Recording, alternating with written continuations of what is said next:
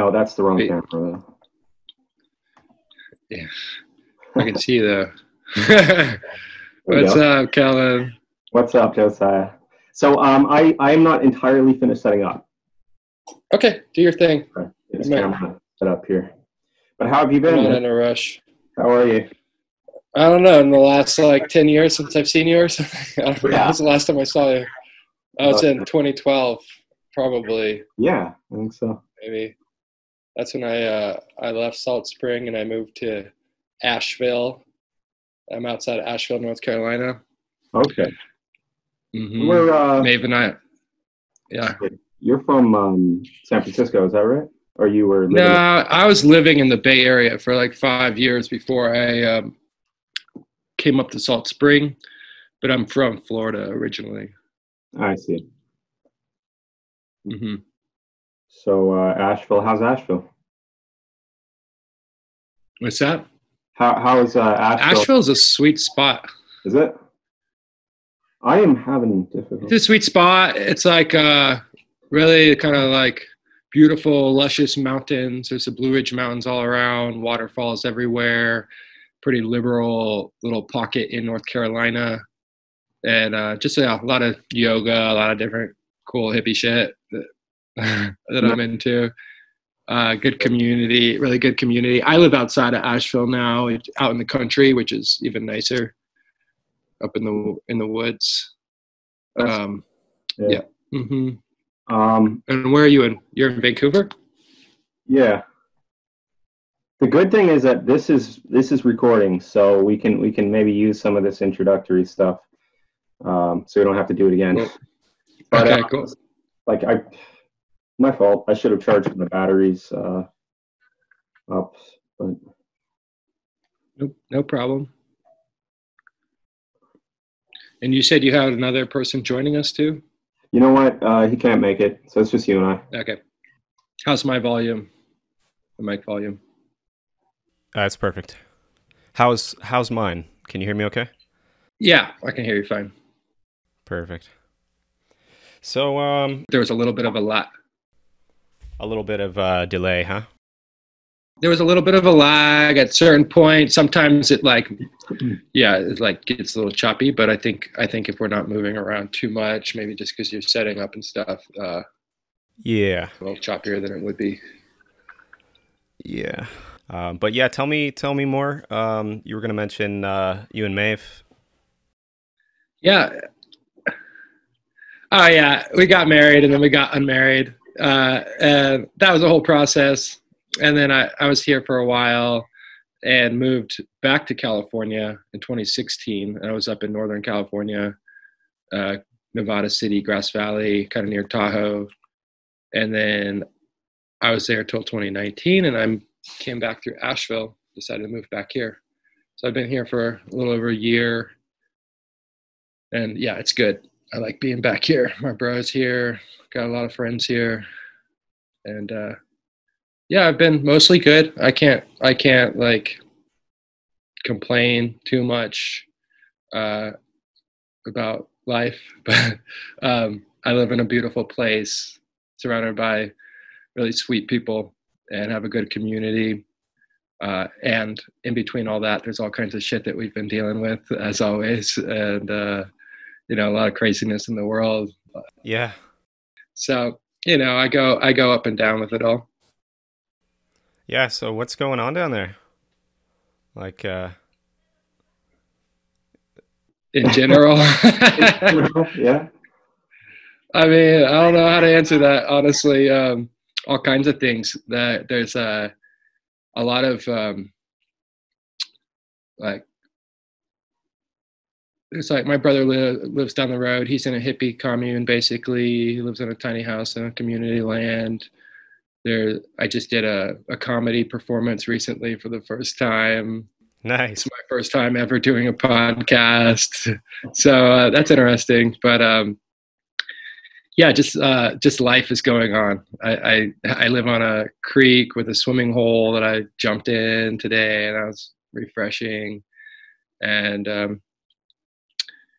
yeah, I have a little design business that I do with my brother. Oh yeah. I've been doing that. Yep. Do you you got anything you can show me? I got all kinds of stuff I can show you. I mean, What kind of stuff do you do? well, we're called Yonder Day, YONDERDAY. So if you go to yonderday.com, you can see our work. Nice. And basically, we do like weirder, more boutique websites. And my brother's an amazing designer, so we do like branding and logos and that kind of stuff. We like to work with companies that are doing cool things or doing things that we want to see promoted in the world. Very cool. And yeah, so we do some like more, I'd say more higher end quality websites than quantity. We do like weirder, more boutique stuff. Yeah. Right on. So that's good. What have you been up to? I went back to school. I got married. I think I saw that on Yeah. Facebook. Cool. Yeah. Got a little one. Uh-huh. Yeah. Congrats. That's sweet. Yeah. How old is the little one? He's 1 year and about 9 months now. Oh, wow. Rad. Yeah, we got a nice little place here. I'm studying psychology. Cool. Yeah. And I mean, I saw you started this podcast how long ago? Not too long ago. July 1st, actually. Uh-huh. Yeah. What inspired it? I'm just curious. I've always had so many ideas that I want to share with the world. So, Cool. yeah. And then also, I'm curious why you chose me to be on your podcast because, there's just probably, thousands of people on Facebook all posting random shit. And why'd you say Josiah? I want Josiah on my podcast. So I used to, when I was at Salt Spring Island, I was into the Zeitgeist movement. You know the Zeitgeist movement? Yep. Mm-hmm. Yeah. So that's kind of like a radical left, revolutionary thing where it's an idea where basically you would have a computer that would calculate all of the needs of the people of the world. And that would be rooted in actual empirical science of what human needs actually are, right? And so, and it would distribute everything. And the idea was that if this were to happen, everybody would have abundantly everything that they need. It's the idea of that there are enough resources on the planet to provide for all people. Mm-hmm. And yeah, so I was very much for that idea. It seemed logical, It seemed like it could work. And, yeah, that's part of the Zeitgeist thing. Outside of all the like banking, money, kind of control stuff, that's been going on. They kind of go through the history. They map it to like the stars and everything like that. That I remember. It's been a while. The stars thing, that was like, it was a critique of religion, of Christianity, saying that like they're worshiping the sun, basically. Basically, yeah. So okay, so then you had a change of heart at some point, or what? Yeah. I no longer think that would work. I mean, well, actually, that's not true. I don't know. I don't know if that would work, but I'm not quite sure how to explain this. Okay, I mean, we're just openly talking, so I mean, feel free. Yeah. To say whatever. Sure. Yeah, definitely. So since then, because the first thing that happened was I watched those Zeitgeist films, and that's what it made me think that the whole banking system and everything is terribly corrupt, and the whole world's in all of this fake debt. Like money is created out of debt, the fractional reserve banking system and stuff. And still not entirely sure that I understand it properly. Like I had someone explain it to me as possibly like making better sense. Let me try and recall that. Like the reason why create money and create the debt at the same time, right?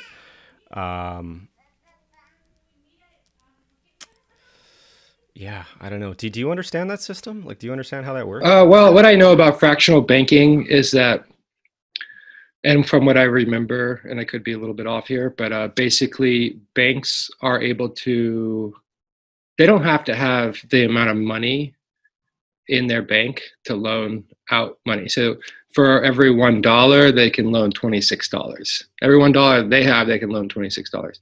Right. And then that's debt. And that debt is basically all like our taxes and stuff like that are paying the interest to the Federal Reserve that's basically paying for that debt and that ability for banks to create money out of thin air. Yeah. And so then that gives them all the power, and then they control us and all this kind of stuff. Right. So, and I just remembered what my friend explained to me. So, the Zeitgeist film, what it said is that the rationale for creating the debt is a theoretical liability of the banks, right? Okay. Yeah. So because like the bank is loaning the money, actually, yeah, that doesn't make sense to me either. Because if they're creating the money out of thin air, then yeah, they don't even have to have the money to loan, so it's not like it's a liability to them really. And then yeah, so but what he said was that makes the banks responsible somehow. Like if the debt, or no, that makes okay. And so what my friend Michael actually told me is that it makes the borrowers responsible with the money, because if you don't make it a debt, then they can spend that money any way they want, and it doesn't matter how they spend it, right? If it's a debt, then you have to spend it in a way that's going to generate enough wealth to pay back the debt. Well, that might be the ideal that they say that they're going for, Right. but ultimately, they like, I don't think that there's like this like group of small group of people that are like just totally pulling the strings like that. Like, say, let's just use the Illuminati for instance. I don't necessarily buy that the Illuminati is back there trying to make us all debt slaves, but I think the system itself has got a life of its own at this point. And the banksters and the powerful people and the Fed and the money that control the Federal Reserve is not federal at all. It's a private organization. And they decide the interest rates. They decide. And so here you have ultimate power in the hands of a few.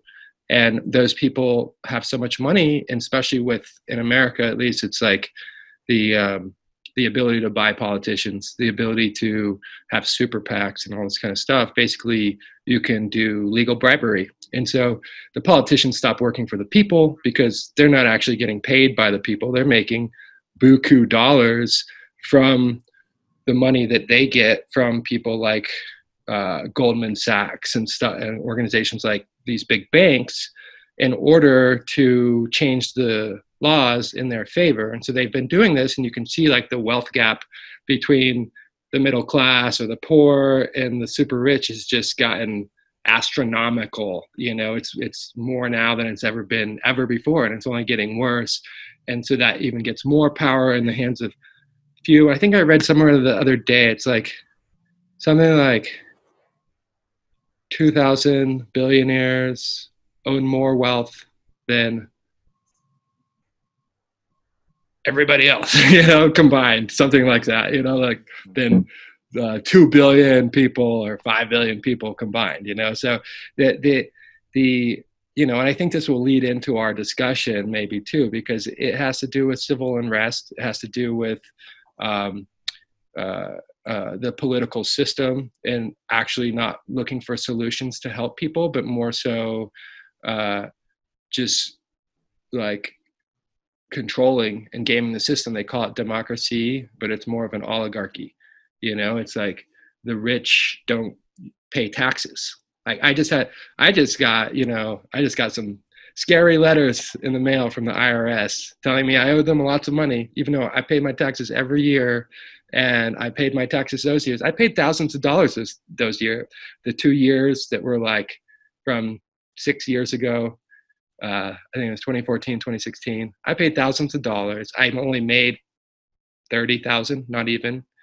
And now they're telling me I owe them thousands more dollars. And then at the same time, I'm getting these letters. I see Trump paid $750 in taxes in 2016 and 2017, and the 10 years prior paid zero. And then Amazon pays zero. I'm just like, okay. And people are like, well, they go through legal tax loops and good for them. And I'm like, fuck that. They're rich. Yeah.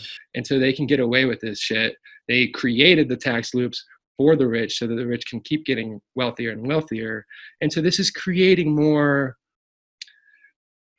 civil unrest because, especially now with COVID, it's like there's a lot of scared, poor people. They don't know how they're going to pay their rent. They don't know how they're going to pay their bills.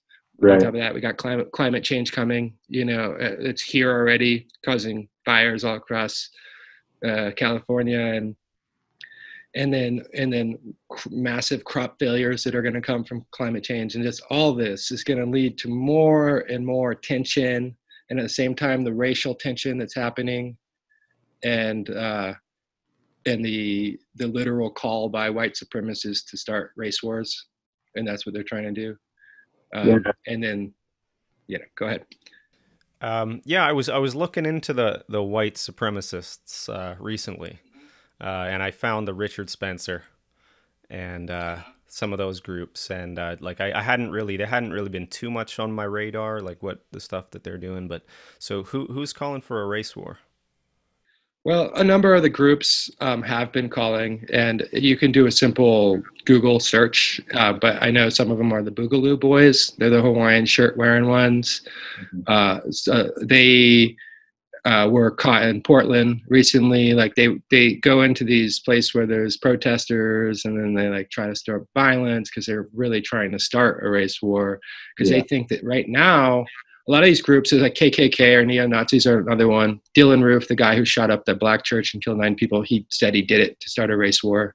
And a lot of these people that are doing domestic terrorist attacks claim that they're trying to start a race war because they think that now's the time because they can win it now, and that there'll be a number of the people that normally wouldn't go there will have to choose a side, and that right now the white people have a majority, and they'll this is the time to and plus with Trump in power, who has been emboldening the white supremacists. He refused to denounce white supremacy, and he did just the other day in the debate. They said the moderator. Let me just tell you what I saw because I watched it. Yeah. The moderator said, "Trump, will you denounce white supremacy?" And Trump's like, well, what group do you want me to denounce? And then Biden kind of said on his breath, how about Proud Boys or Proud Boys? And Trump's like, okay, Proud Boys, stand back and stand by. And then he went on this tirade about Antifa, so he never actually denounced. He actually emboldened them. They came out with that motto the next day, stand back and stand by, like he's commanding them to wait for his command to do violence. And then he said that they're going to try to cheat at the polls. I want my army out there to watch the polls. Yeah. You can respond if you want. Okay. Earlier today, before this podcast, I was listening to a guy, Dave Rubin. Do you know Dave Rubin? I heard his name. Maybe I know him. I'm not sure. He's a right-wing guy. First of all, I just want to say I'm not right-wing. I'm not right-wing. I consider myself a centrist. Centrist meaning I think things need to balance, and I think right-wing people are okay. I think left-wing people are okay. And I naturally am on the left. I'm a compassionate person. I care about people. I want to make sure that, the people are not forgotten and left behind and left to starve and suffer. Right. I want people to be taken care of in society. I think that's a job that society needs to have. Right. But so anyway, this Dave Rubin is a right-wing guy. He played a clip of Trump talking to the guy who was the moderator of the debate. Mm-hmm. He played a clip. Yeah, he played a clip from 4 years ago where he asked him the exact same question, and he said, "I absolutely denounce," and he said a number of different white supremacist groups. And so, what I've been hearing from sort of the other side is that and people are pulling up, like his press secretary or whatnot, pulling up 80 some odd examples of him denouncing white supremacists. His press secretary is not a legit source to take. Is she not? She's basically a propaganda mouthpiece for him. That's like her job. Okay. They spin everything they can, and so that I don't even listen to a word that lady says. But I hear that, Kellen. I hear that, and what I've seen is like Charlottesville. After that woman was murdered by a white supremacist at Charlottesville, Trump's response to that was there are fine people on both sides. Right. Okay, and so I mean, why do you think all these white supremacy groups love him?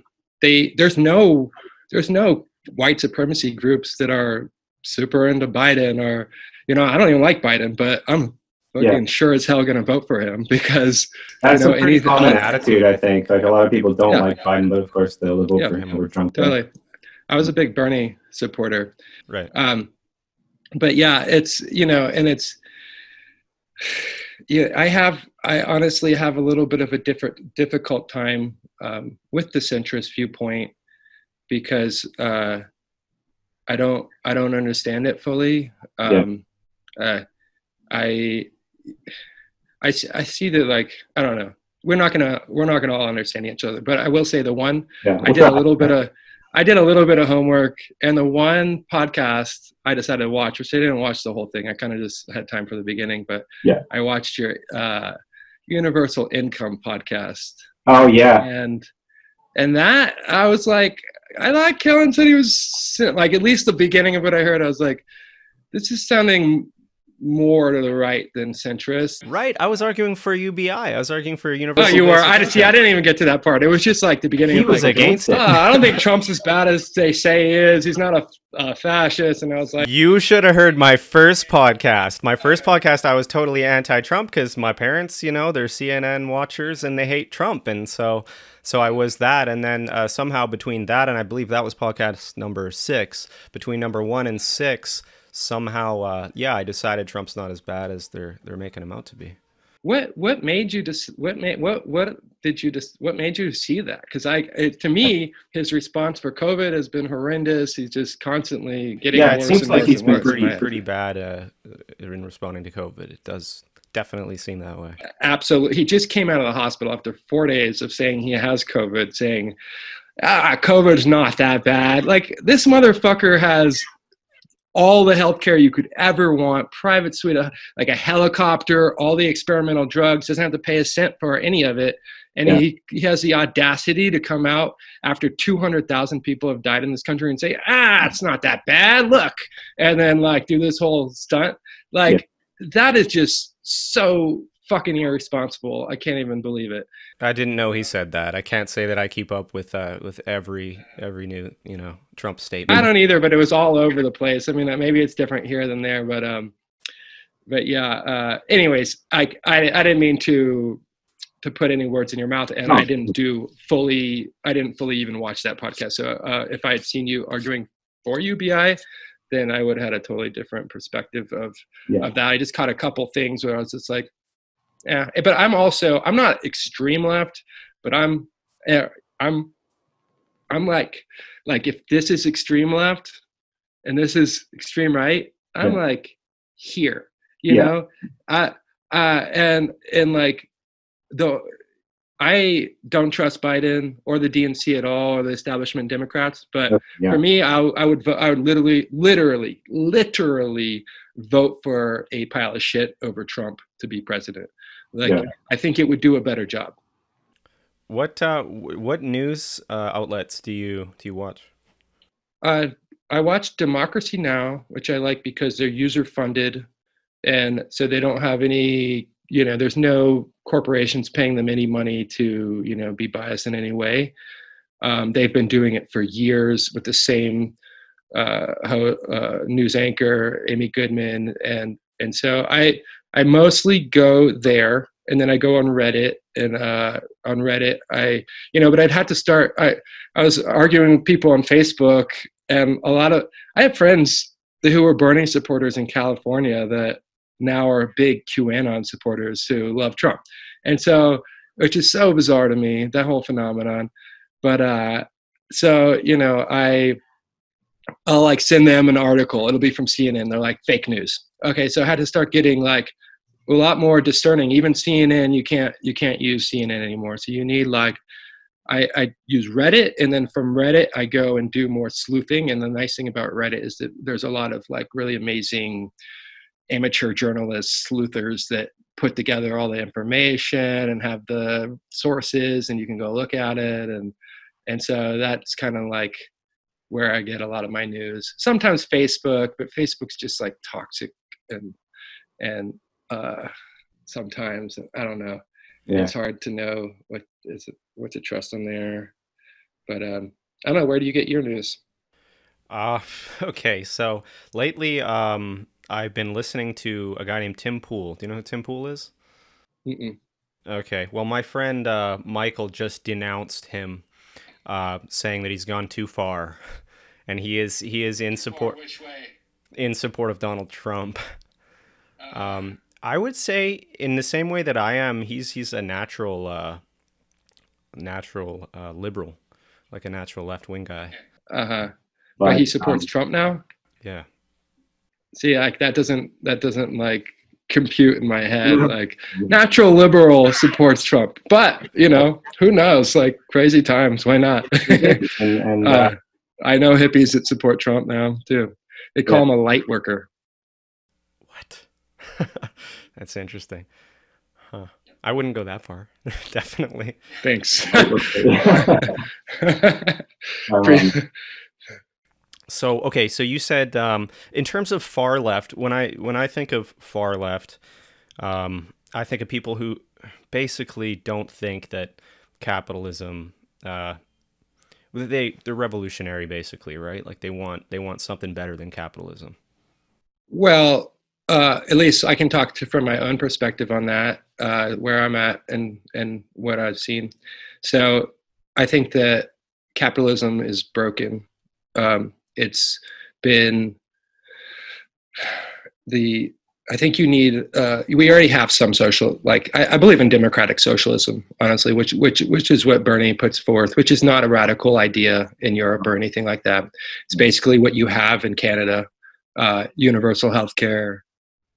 We don't have that. We have insanely expensive, like fucked up healthcare here. And then like $15 minimum wage, it's social safety nets for people who need it. Because right now there is welfare, but it's for corporations are taking most of the welfare, and there's corporate welfare tax. Yeah, like most of the tax money doesn't go to like the people who are needing assistance. It goes to corporate subsidies and the tax loopholes and all this kind of stuff that they actually aren't paying their fair share of taxes, and so they're basically getting all that money and they're not putting anything into the system, and they don't need it. They're just already the wealth gap is insane, and like oil subsidies, for instance, they shouldn't be getting kickbacks and oil subsidies and then like the bank bailouts and this kind of deal. Like, so back to the point about capitalism. I don't think we should be totally communist or socialist or anything like that either. But I think that we already have things like, you can see like schools. What if public schools were, you had to pay for them always? And then people started saying, oh, we want free public schools for K through 12. And all the conservatives would be like, no, socialism, or libraries, for instance. We're going to have free books that you can go to and check out. No, that's socialist. No. And so this is like the same thing that's going on. And the reason, like with healthcare, for instance, the reason it's happening, the reason there's this like talk of like, no, that's socialism or whatever, and there's so much resistance to it, is because the money that's being made in the pharmaceutical industry, in the insurance industry and all this stuff. And those people don't want to lose that money. And those people buy politicians basically in order to make laws or in order to like confuse the people and put out propaganda that this is going to create a terrible system and all this kind of stuff when it's done in every other major country on earth. First world, at least, you know. Yeah, I'm totally happy with our universal healthcare up here, you know. I wish we had it, man. It's insane here how expensive. I mean, I haven't had insurance for years. Even under Obama, like I went to sign up for Obamacare, and I was gonna have to pay $350 a month and $7,000. That was for something with a $7,000 deductible. So if I got injured and it was under $7,000, I'd have to pay for it anyways. You know, so it's just like I'm not gonna do that. I can't afford that, and that's just a shitty plan. So then my plan is like not get hurt, and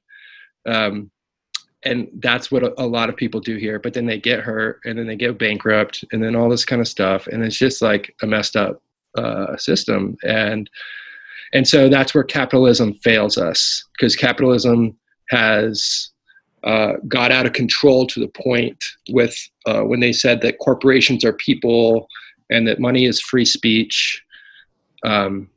Then they started buying politicians. Then they can change the laws. Then they can make more money, and the poor people get poorer.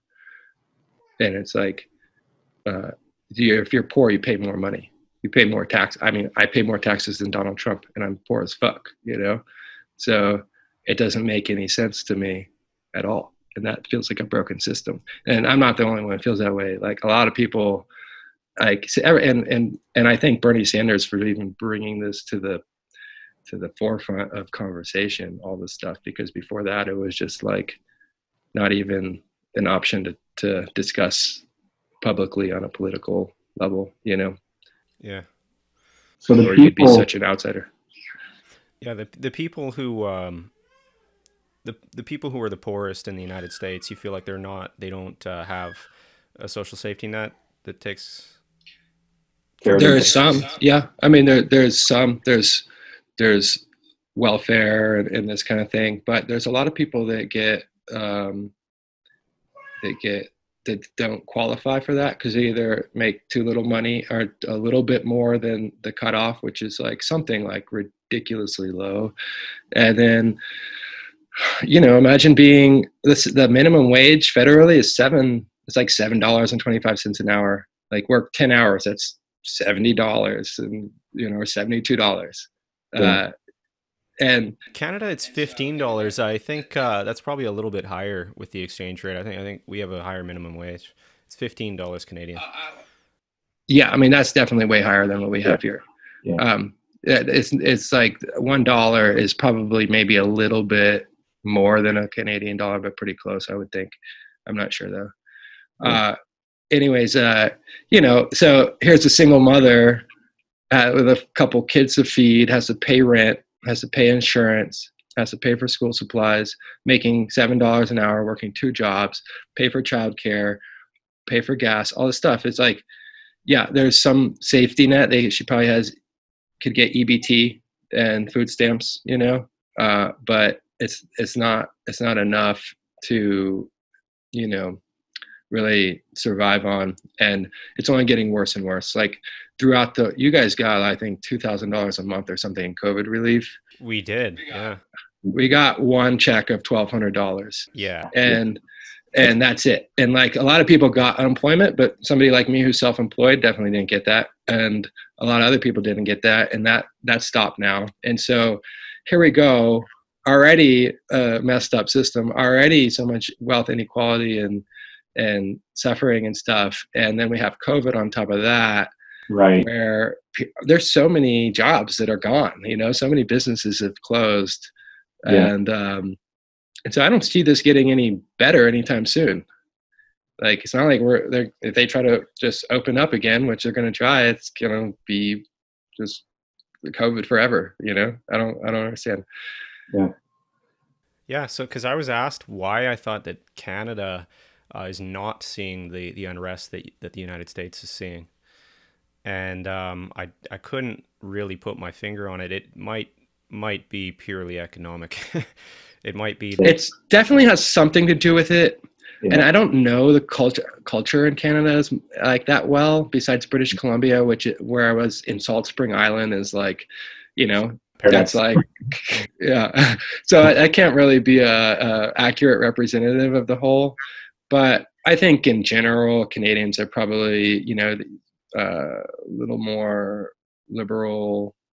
I don't know. There's a lot of, the divide between the right and the left here is getting really, really Intense. more and more all the time, and there's like a ton of you see way more Trump signs than you do Biden signs, and it's kind of scary. But I think they're just more outspoken. I still think Trump's gonna lose, but I think he's such a projector. He's definitely like trying to cheat and rig the whole thing. I've seen evidence that like there's a Democratic, I'm not sure who she is. I think she's Somalian, who is actually having people harvest the the mail-in ballots. Oh yeah, no, that's some bullshit. Definitely, that's probably one of your right-wing websites that you're reading. Yeah. I guarantee you that's bullshit. I know of that Democrat, and she's like the boogeyman for the Christian conservative right, because she's like the Somali Muslim woman that wears a headscarf, and she's like. They like her and Octavia Cortez are like the devil, and so they just make up shit all the time. I think they were saying they said some other outlandish bullshit about her, but yeah, totally not true. You know, what I could see is that as an actual conspiracy around the voting is the electronic voting machines are so easily hackable. Like they were hacked by a 13-year-old at a hackathon. You can do something called fractional voting, which makes it look like the same number of votes are going in, but so these races that are really close, it just puts one, you know, above the other, and then you're like, oh man, that was a hard fight and stuff. But you can see in places like Georgia, and Georgia was turning blue in the early 2000s. They switched to electronic voting machines, did a hard right turn. And that's why I think Trump is so adamant against mail-in voting, because there's actually a paper trail for it. Even though that motherfucker mail-in votes, he votes by mail. There's been a number of states that have been voting by mail for 10 years. The whole military votes by mail. Like, it's nothing new, but there is a paper trail with it. So I think that like, what like the GOP has been kind of relying on, and I think maybe Russia has been hacking these things. You know, I think that's totally conspiracy theory, but that's one I could get on board with. And like, okay, why wouldn't they? They gerrymander, they like remove tons of people in democratic areas like black neighborhoods and stuff from the voting polls. They keep former felons from being able to vote. They do everything in their power. All these ID laws where you can vote with a gun ID, but you can't vote with a student ID. And they know that conservatives are more likely to have gun IDs, and students are more likely to be liberal. So they do everything within their legal means to cheat. And then, of course, in my view, they're going to go after the low-hanging fruit, which is hack these super easily hackable voting machines that are owned by a private corporation that Ivanka Trump has some kind of connection to, called Diebold or something, you know, and you know, it's easy. And so, but I know we have like 20 minutes left, and I remember, and we can go over, I don't mind, but I remember you telling me that you saw the one Facebook post I made about the Civil War. So I don't know if you want to get into that.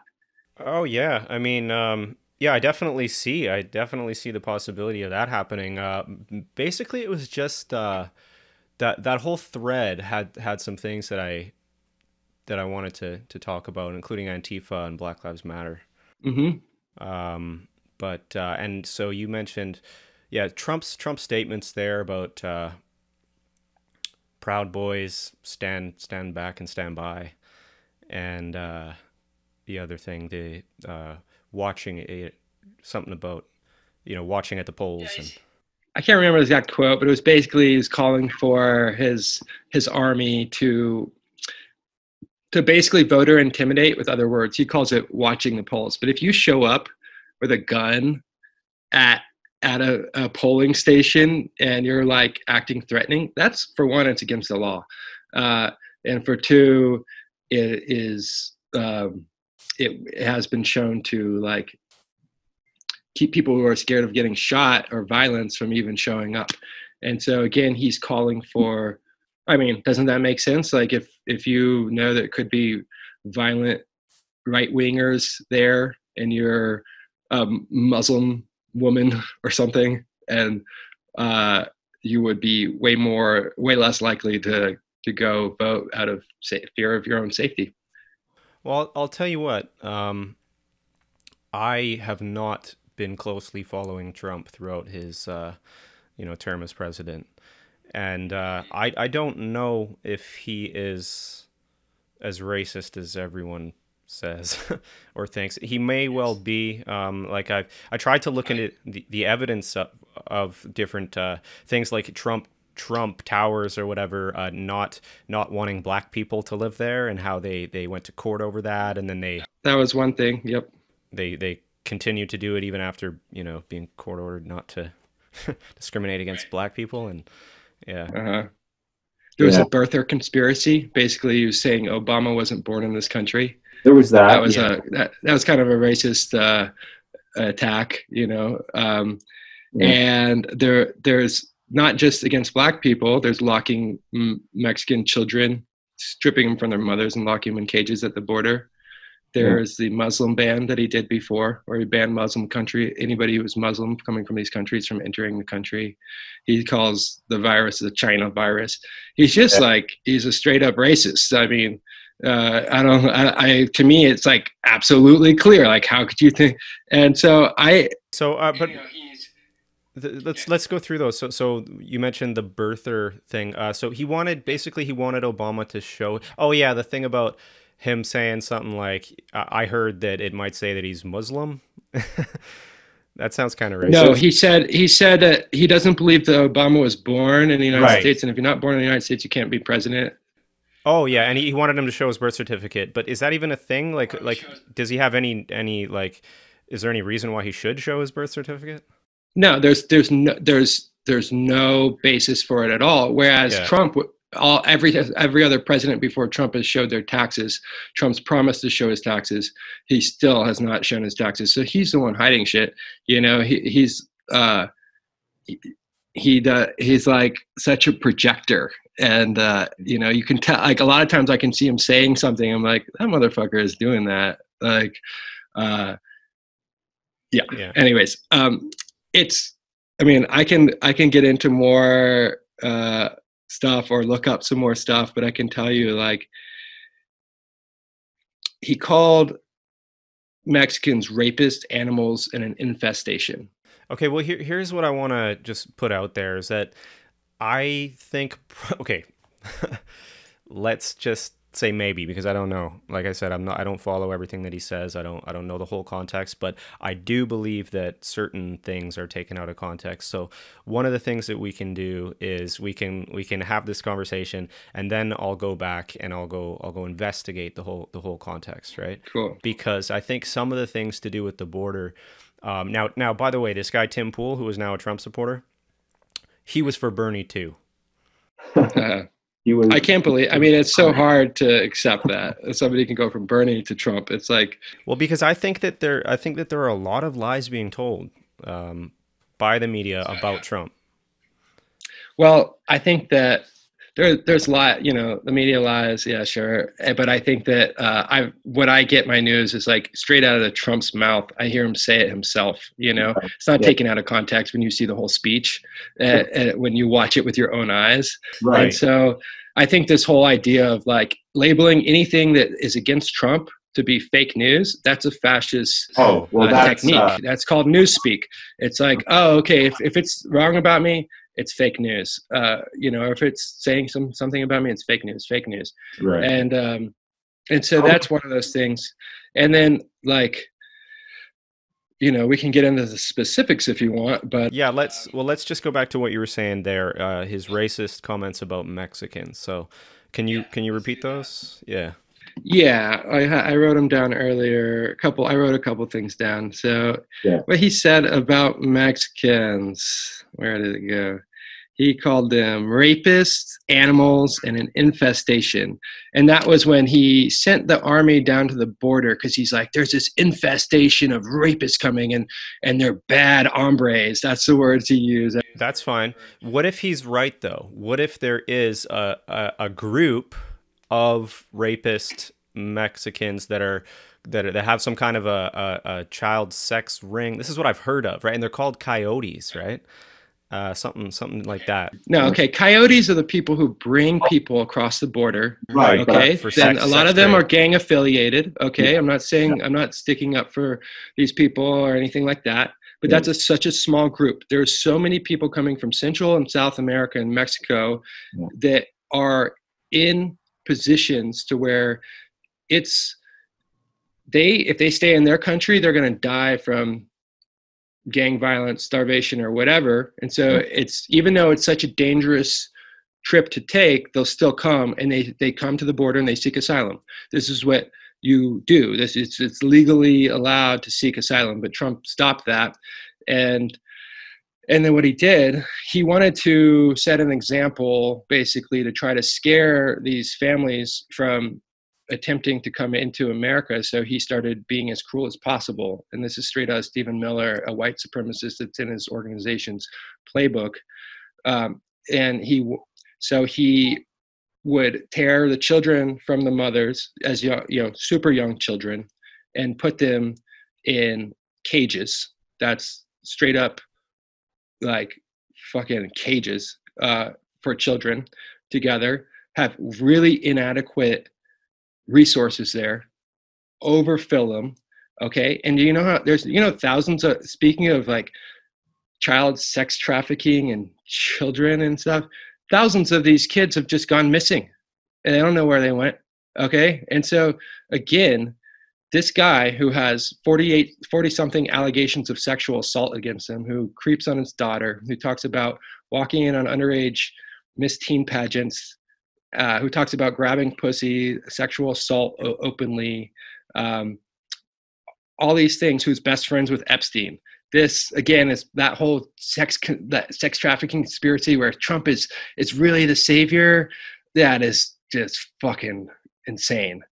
Like, and that's part of the whole QAnon stuff, and so I don't know this guy Tim Pool or what he's saying, but that to pick out a small group of like 0.01% of the people coming across the border, not even that, 0.0001% might have be criminals, be rapists, whatever. Okay, and so you're gonna rip kids from mothers and put them in cages. Yeah, because they're the ones doing bad shit. No, these are people coming in out of desperate situations to seek asylum, and it's like, imagine if when America collapses and we come to the Canadian border, and then they're like, fuck you, and they rip your kid from your arms and put them in a cage, you don't know where they are, and then deport you. You do whatever, it's cruel. It's absolutely cruel. It's inhumane. Yeah, I heard a conversation about this. But these are people who have come across the border illegally, and then I don't know anything about. No, they applied for asylum. They apply for asylum. Yeah, and so when you apply for and what it should be, okay, in my opinion, is okay. Because I'm not saying just open the borders, anybody can come in. Yeah. I'm saying there should be there was, before Trump ended it, a legal route to seeking asylum. Right, and so that was what they can do, and what it's like okay, how it happens is just like bail. Okay, like when somebody commits a misdemeanor, you don't rip their kid away and put you in jail. Okay, you get out and you have family members or whoever, and while they process it, you're allowed to be in the country. And then if they look up your history or whatever, and they find out you're a bad person and they want to send you back, and you're not really in in a position or really needing to be here or whatever for asylum, then they can figure that out, you know, and like deport you or whatever. But right now it's just incredibly disgusting and inhumane of how he's treated human beings coming in this country in desperate situations. Yeah. He goes after the most vulnerable people. These are the most, they're not documented, young children, all this stuff. He's the worst of the worst because he is not only attacking the most vulnerable, but he's using them as a scapegoat in order to deflect from his own corruption and his own incompetence and everything like that. And it's a common thing. Like, look, they're the ones that are stealing your stuff. They're coming to take your jobs. They're raping your women. It's a common racist, thing that they've done forever. You know, they call Mexicans rapists, and they did it with black people before. You know, it's like it's a common white supremacy kind of strategy that they do. And then there's like, you know, like rich white people in gated communities being like, oh, the Mexicans are going to come rape us. You know, it's like it's not an issue. It's not something to like keep everybody who needs to be in this country or who needs to come here for safety from coming here. It's not a reason to like rip children from mothers and put them in cages and be cruel like that. And those words that he used, that applied to all Mexicans. He didn't say there's a small percentage of people that do this. You know, he's like, all of them are animals, rapists, and what was the last part? An infestation. Okay. Those are racist terms. There's no way you can say that about racist. people. Yeah, so I'm gonna definitely investigate all of that. I want to know what went on down there at the border and check it out. his policies and whatnot. And I want to know. You know, I want to see that speech. I want proof. Okay, I can send it to you after this. Yeah, cool. I'll make a note here. All right. And so that's just one example of many. Yeah. And I can see. He's seen a photo. Yeah. I can see that that being possible. That he is racist. I personally haven't seen. I mean, he was right. His father was in the KKK. His father was arrested at a KKK rally. Really? There's a record of this. Yeah. Really? His father was incredibly racist too. And so it makes sense, you know, like they pass it down. That he would be programmed in that way, you know, and he's just like, yeah. So anyways. Yeah. See, because my friend Michael, he's not for Trump at all. And he's another guy who's progressive, liberal, but at the same time, he thinks that Antifa and Black Lives Matter, the organizations, are an actual threat. Yeah, which is another like right-wing propaganda. For one, Antifa is like an idea, and not like it doesn't. There's no hierarchy. There's no organization. Anybody can say they're Antifa, and you can label anybody Antifa. So it's just a boogeyman word that they use in order to scare people and be like, look, these people are dangerous rioters. Where most, not all, but most of the violence that's been committed at the protests has been at the result of right-wingers coming in there to stir chaos, and then to create this idea that these people are you know, these dangerous terrorists or something like that, you know. And there's been an active thing. And then not only that, you know, in the beginning of the protest, they got this guy on film who was like supposedly Antifa. He was spray painting like the anarchy symbol on a auto parts store. That guy, they got his face on video. They looked him up. He was a fucking police officer, you know?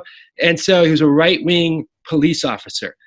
And so they're trying to create this idea that, look, it's both sides, or it's the violent left. And you know what? Like, I was down at some of the protests. I was there in Asheville, and they got pretty wild and rowdy, and people were smashing out windows, spray painting on buildings and stuff. And what I heard from the people there, and especially the African American people that were protesting, were like, look, we took a fucking knee. We did the peaceful protest. This is the next step. And we're angry. You keep killing people openly, like police are killing Black people openly.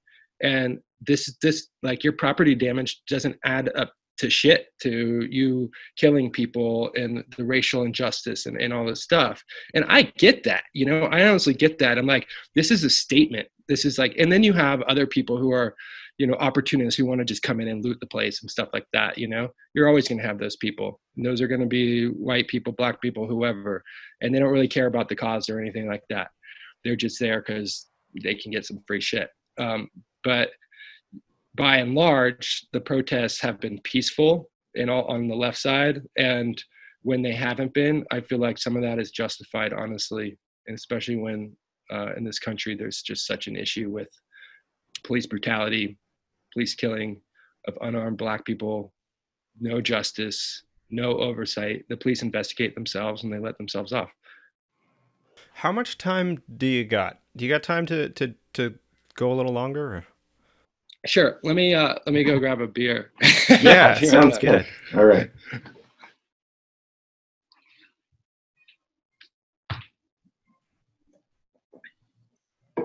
So, yeah, where do you want to go to from here? I mean, I just found a whole list of Trump being racist stuff. I'll send that to you too. Sure, yeah. Because I was... With links. Yeah, I found a list too.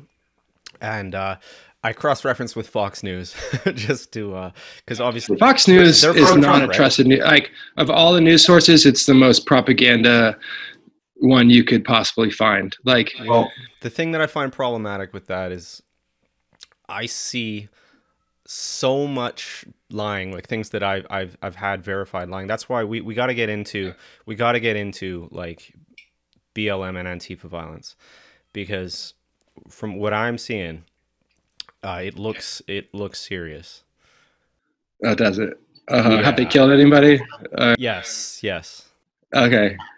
Well, for killing people, let's start with Michael Reinl, or if that's how you pronounce it. What's that? Okay, so this guy, Michael Reinl, I think is his name. He waited. He stalked. He was waiting for somebody to engage with and shoot. Okay. And so he engaged with these two Trump supporters, and they pulled a can of bear mace or whatever. And as the bear mace was released, he executed the guy in the street. He was seen on video waiting for this event to occur. And a few days later, he was shot when police went to arrest him. Apparently, he opened fire first. So there's one Antifa guy who was just shooting Trump. Yeah, well, how do you know he's Antifa? And like I said, Antifa is not even an organization. You can call anybody Antifa. That's some guy. Maybe he referred to himself as 100% Antifa on social media. Okay, well, but again, you can claim that you're Antifa. There's no like organization that's Antifa. And fine, okay, there's one, but like, do you know how many right-wing domestic terrorist attacks and mass shootings there's been in this country? Like, all of them. All of them. There's been no left-wing mass shooting domestic terrorist attacks that I know of. And well, there have been mass shootings of police. Actually, the one I was just thinking of. Just a lot of these mass shooters are Trump supporters, and they have some kind of manifesto. You know. Which one? The guys who like shoot up, say, mosques or mosques. That would be right wingers. That's what I mean. No, I'm talking about right wingers. I'm talking about mosques, black churches, the gay club in Orlando, there's been a bunch. You know, I can send you a list if you want again, but I don't know. I live in this country, so I absorb this stuff like you know, like constantly. And and so but let's focus on BLM and these protests that are happening. Yeah, sure. So I've been watching a steady stream of the violent acts that have been done. If you watch Fox News, that's what you will believe. Well, no, because I actually don't watch Fox News. That was I know Fox News is pro-Trump. So what I did was anyway, doesn't matter. I don't watch Fox News. Maybe you send me what you found on that, and I can send you what I found on that, and I can check your sources. You can check mine, and because honestly, I think a lot of that shit is propaganda, and I know a number of the violent instances that have happened at the protests have been at the hands of. I mean, we just had the Kenosha shooter, that Kyle Rittenhouse, son of a bitch, who. Well, here, let's talk about that, because I am thoroughly versed in that event. Okay. I made sure to. I watched. What's your take? I watched people who were direct. That guy's witnesses. A murderer, piece of shit. He deserves to be in jail. Okay, 100%. So you've got a perspective. You've heard things and seen things. I've heard things and I've looked it up too. Me too. Okay, so let's talk about. I know the other side too, because I know people who think like you on that. Okay, so you explain to me what you saw first and heard. Okay. Well, what I heard from the bystanders and witnesses and stuff like that is that this and from the story of like this guy Kyle Rittenhouse, he drove across state lines, with an AK-47 in order to protect businesses, right? Yes. Yeah, you want to drive. You're 17. You want to drive across state lines. Bring your fucking AK, right on the border, and you're there to protect businesses. Right. So right across, right away. That's total bullshit. I don't buy it at all. Okay, but okay. So then he's there, and he's walking around with an AK, and who knows? Like I don't actually. I heard about from the witnesses that he shot somebody. And then somebody tried to hit him, like get the gun from him. Why did he hit him with a skateboard, and then he shot that person? Yeah. And that's that. And so he killed 2 people.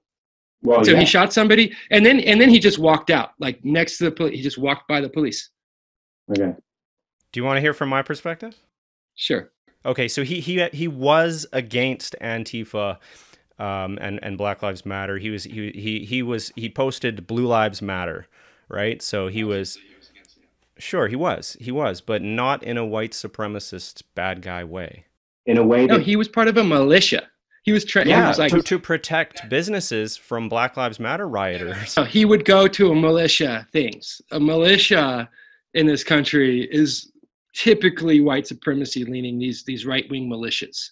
They might not be openly whatever, but.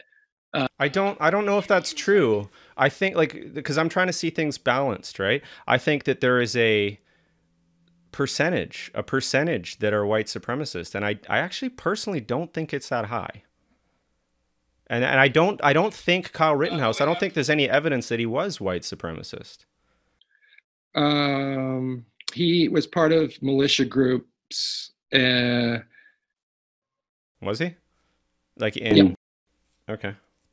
Like he joined far right militia groups on Facebook and stuff like that, and I think he went to some militia training thing or something like that.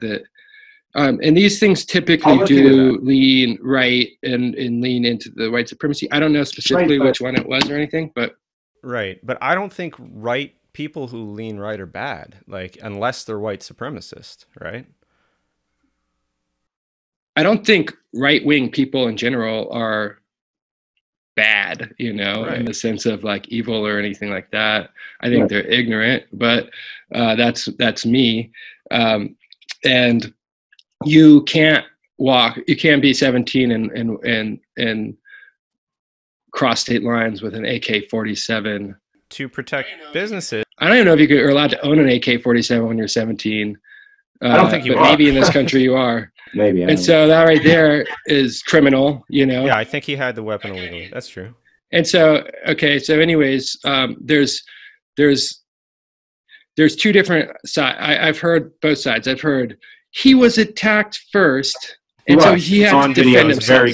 Very clear what happened. No, I watched the video too. Can I tell you what went down? In fact, I saw the opposite. I saw him, somebody trying to get the gun from him because he had already shot somebody at that point. That's the first shooting's on video, though. Huh? The first shooting is on video. I don't remember exactly, but anyways, like he was charged and attacked, and And as there was one guy who charged and attacked him, and while, man, I just watched this stuff recently. I'm not sure if it was before he shot the first guy or the second guy. I think it was actually the second guy, but it might have been the first guy. The second shooting was on video. Somebody else. He fired a shot and killed somebody, and then people tried to wrestle the guns from him, and that's where you see the video, and that's when people are like, "Oh, he was being attacked." He had to. There's a different video of the first shooting. It's a guy charges him. Anyways, that guy came in wanting violence. That guy came. He was.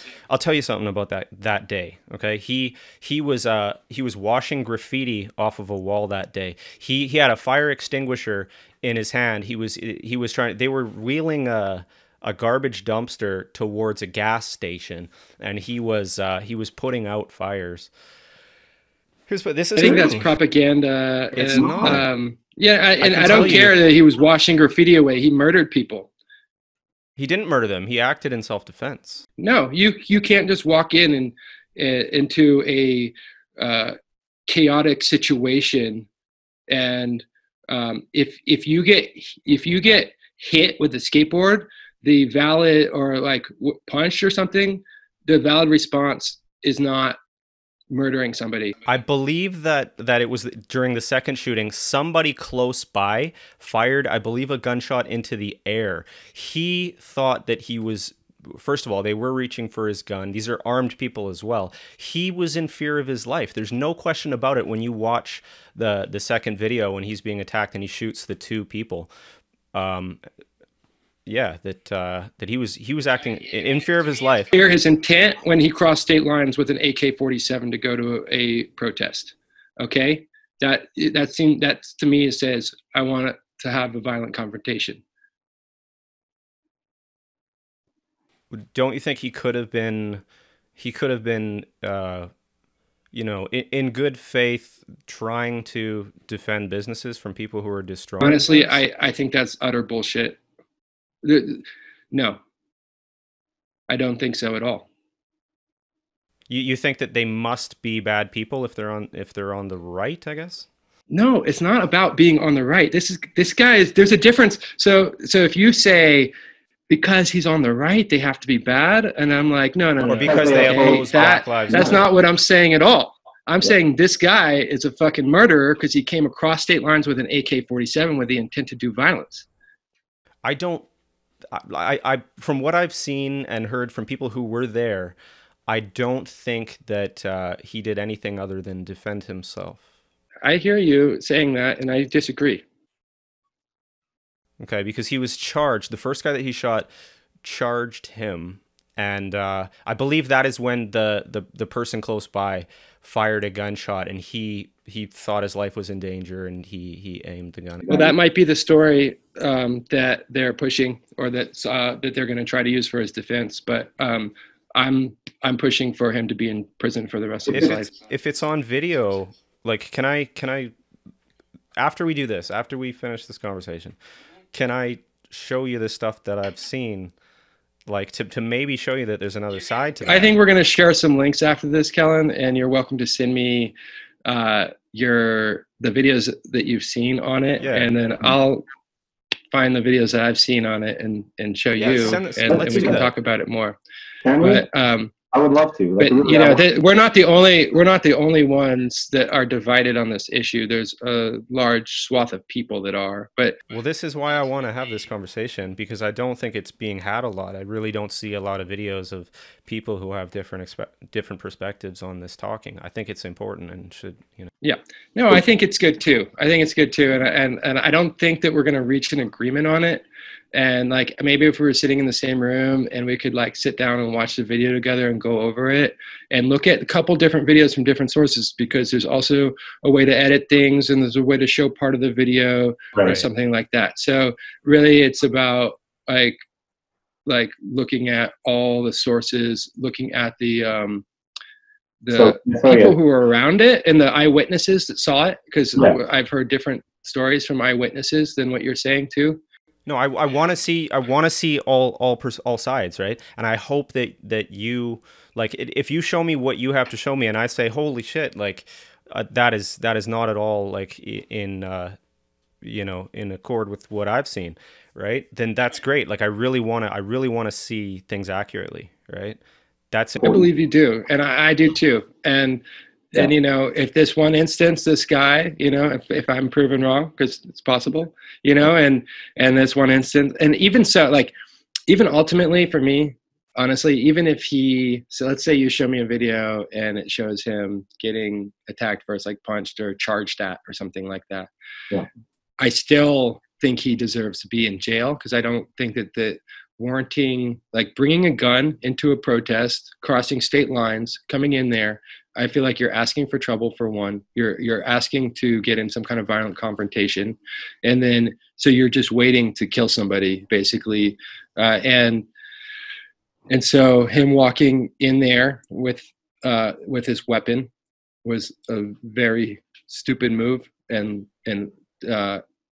even if somebody ran at him, because maybe they felt threatened, maybe he pointed their gun at them, maybe this person thought he pointed the gun, they thought they were threatened because here's this guy with a fucking AK walking around, so maybe they thought that they had to disarm him or something like that. Yeah. And so then he shoots them. Okay, that's not warranted to me. Yeah. In this country, there's so many gun murders and guns. I don't think Canada's on the same level of gun death and violence, but it's ridiculous here. And it's just, and so this guy, definitely right leaning, and join militia groups on Facebook. Anyways, even if you show me a video of somebody charging at him and he shoots him, I'm not going to just be like, oh, self-defense. Okay, that person that was running at him definitely deserved to die and lose their life. The two people that lost their life, and for nothing. Okay, for no reason at all. Well, the second people were attacking him. Like, you're attacking a guy with a rifle around his neck. Is that a good idea? Like, should you attack that guy? Well, do you know that? I mean, maybe they felt like they had to disarm him to like save themselves because they felt threatened. Who knows? So you could say that. I think they were acting in anger. Those people got death. They're not alive anymore, and because of this kid, because of this guy. I shouldn't even say kid. Like, the guy deserves like adult prison. Well, for the rest of his life. Anyway, let's both look further into the details of that one. I'll send you what I have. You send me what you have. Sounds good. Yeah. So, and like I said, one of the things that I've been seeing and actually watching videos and exploring the details surrounding them, and it might be some propaganda going on there. Might be some people with not all the facts, but I've seen what looks like a lot of violence from the left. Okay. I've seen property damage, surely, from the protests, and I think a lot of it's like justified in my mind. I wouldn't do it. I'm not someone who's gonna mess up any businesses or anything like that, but I think that the outrage is justified outrage. It's a message that's being sent in protest of the, say, police brutality, the police shootings of black people and other injustices, racial injustices in the United States. Yeah. So I don't want to deny that there's a problem, a racial, a problem. You can't deny that. I might like hang up this conversation if you deny that, but no. But I'm not there. First of all, I don't know. I don't see it. I think, fortunately, we don't have such a problem with racism here in Canada. You do with First Nations people, I hear. Right. Actually, that's the one thing that I'm investigating here on this podcast. I'm actually planning to go up to a community and talk to people who survived the residential school system. If you know anything about that, they took Native children from their families and tried to Western educate them. Yeah. Mm-hmm. Yeah. That's really sad, but that's cool that you're going to go up there and do that. But yeah, I don't know. You probably know way more about it than I do. I just heard that, you know, there's a lot of like racism and racial injustice towards First Nations people there. And that's how it is with First Nations people here as well as Black people, as well as Mexican, any people of color that aren't white in this white dominated system, you know, and evangelical Christian right, you know. Right. So anyways, back to BLM. Okay, so I've seen some property damage and stuff like that, and but there's actually violence. There's people being kicked in the face and whatnot, and I'm not saying that's representative of the. No, I see a lot more violence actually from the right-wing groups. So much more violence from the right-wing groups that show up to counter-protest or to infiltrate. That these Boogaloo Boys, for instance, in Portland. Proud Boys, the Proud Boys, they get promoted every time they inflict violence. And so, like in Charlottesville, for instance, the current leader moved up the ranks because he beat up a protester in Charlottesville. And the guy who started the Proud Boys was a comedian, but yeah, it was started with a spirit of violence against Antifa. That's how the Proud Boys started, because they believed that Antifa was doing violence. I just did a bunch of research on the Proud Boys. The Proud Boys started by Gavin McInnes, who was the former head of Vice News. Okay, and he said, he said that he wants white culture to not be diluted, and that he's a racist. I heard that. Totally racist, misogynist, all this kind of stuff. Right. And so I just was like talking to somebody back and forth last night about all the Proud Boys shit. So I did a lot of sleuthing on them, and anyway, so that's one group that inflicts violence. And then there was the Tiki Torch assholes at Charlottesville. Somebody ended up getting killed by a right-winger there when they drove their car through a crowd. Heather something was a protester that was murdered there. And then that's when Trump came out afterwards and said there's very fine people on both sides. Right. And then my friend and these groups, they're trying to stir chaos because they want a race war. They think right now is the time to have a race war. And so a lot of them are pushing for that and trying to create, and some of them even dress like they're Antifa or say they're Antifa and go into these protests. I mean, it's been shown some of them have been arrested by the FBI, and the Antifa are actually right-wing extremists that go in there and they do violent shit, or they burn down stuff, and then to make it look like the left is violent or like the left is bad, you know, or doing messed up stuff. I've heard that as well, but I mean, I will have to investigate more. As for the Proud Boys, I mean, I've heard Gavin. I'm not gonna change your mind, but I heard that they have kicked out white supremacists and have publicly disavowed white supremacy. But I don't want to change your mind about the Proud Boys. But I have heard that they have kicked out white supremacists and have publicly denounced white supremacy. Yeah. So here's my take on that. Yeah. All right. So imagine like a company like BP, British Petroleum. All right. They have a huge oil spill, and then they hire an actor like that, or they hire somebody who is like, you know, a centrist green washing person, or somebody who looks like, you know, this, and they donate $1 million, you know, they just made $1 billion to some environmental organization. They're like, look, BP cares. We love the environment. Look at us. We're wiping oil off a duck. Look, we really care. Okay, everybody knows it's utter bullshit. And in the same way, this is 2020. These groups are realizing that there's a niche or a place that they can fill in. Okay, so you have the KKK, you have the neo-Nazis, you have these obvious right-wing white supremacy groups, and here you have Proud Boys, which is led by an Afro-Cuban, you know, dark-skinned person. Okay, and it's literally a PR strategic move. So you can say, look, these guys can't be racist. They got a black guy that's leading them. Or look, they kicked out some white supremacists. They are not racist. Even though everything they do, they joined up with the neo-Nazis in Charlottesville. Okay, they were joining forces with neo-Nazis.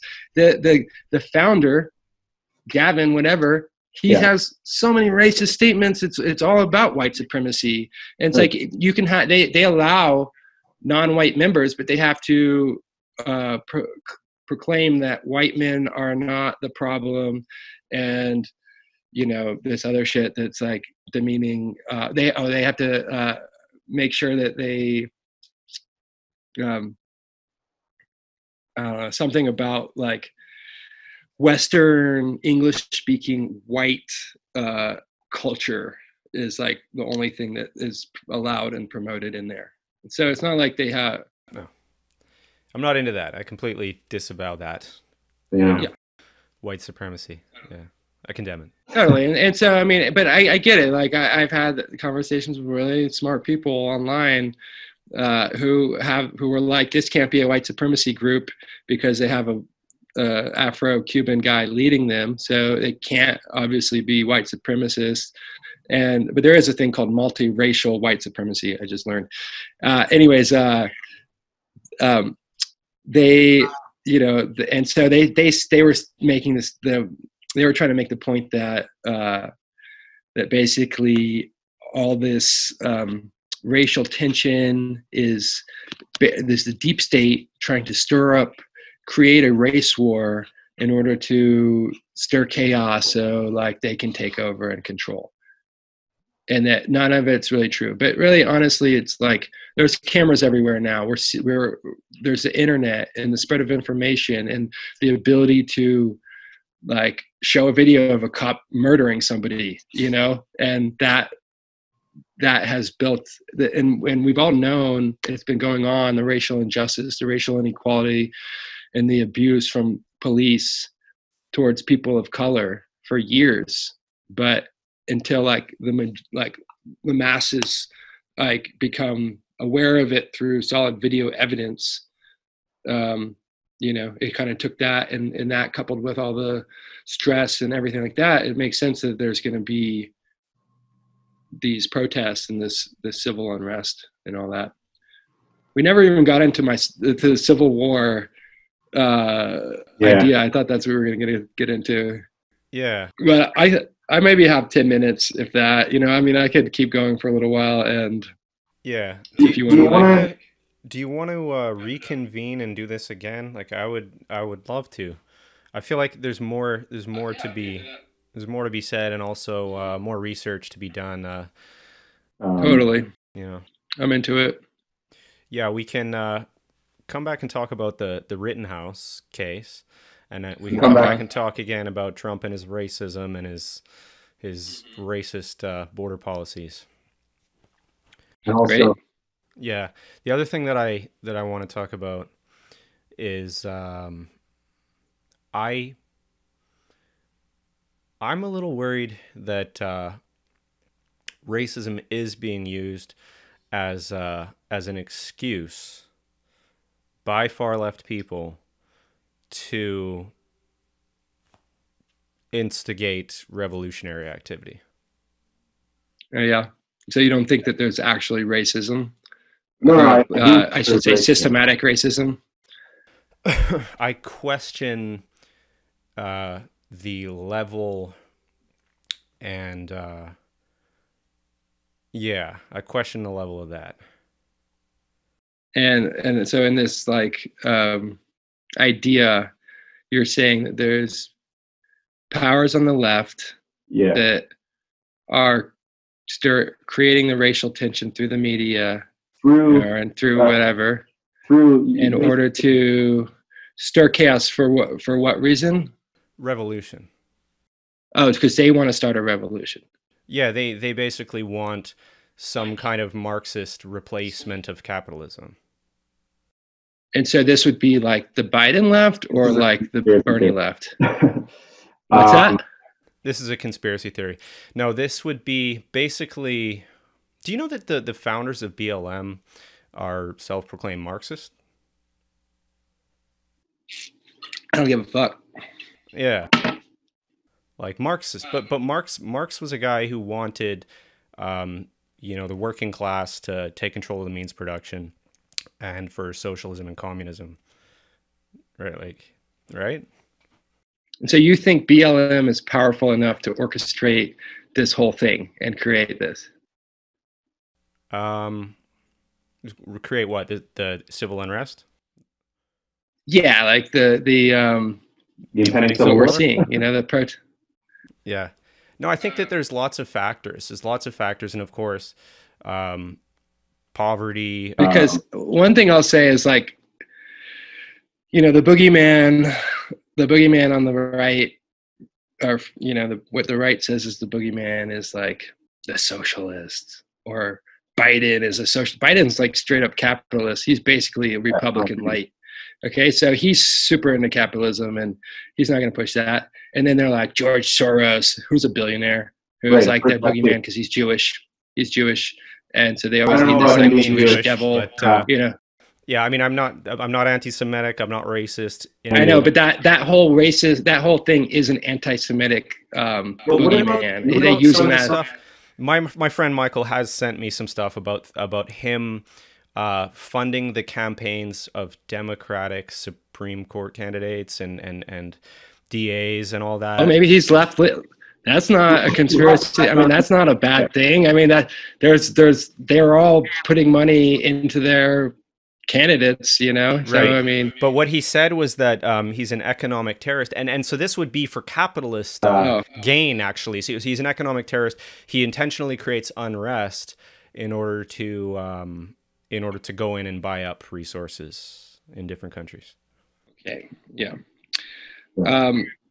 So I think that, to me at least, it's completely obvious that and is living here, seeing over and over and over, there has been, and this is documented actually, there's been an active push for years and years for white supremacy groups to infiltrate law enforcement and judicial systems. Yeah, see, this is stuff I'm unaware of, like the extent of all that. Yeah, no, it's like been an active strategy of theirs, and not mine. and so the other thing, I watched the documentary 13th. Have you ever seen that? No. Amazing documentary. It's all about the 13th Amendment. It's really well done too. It's like, I think it won a major award, Academy or Oscar or something. But anyways, it's all about how when the 13th Amendment ended slavery, that was the amendment that ended slavery, but there's a clause in there that's like, slavery unless you're in jail, unless you're a prisoner, okay? Mm-hmm. And so then after that, they started locking black and brown people up. Like, you can look at the graph of the arrest, and it's just like, shoots the sky. The prisons like are overflowing with people of color, and they use them for slave labor, okay? And it's a racial oppression thing. It's a way to not get rid of slavery ever. And it's still very strong in this country. Slavery was not actually that long ago, I promise I will watch that documentary. Do yourself a favor. It's just a fucking incredible documentary. And so there's been this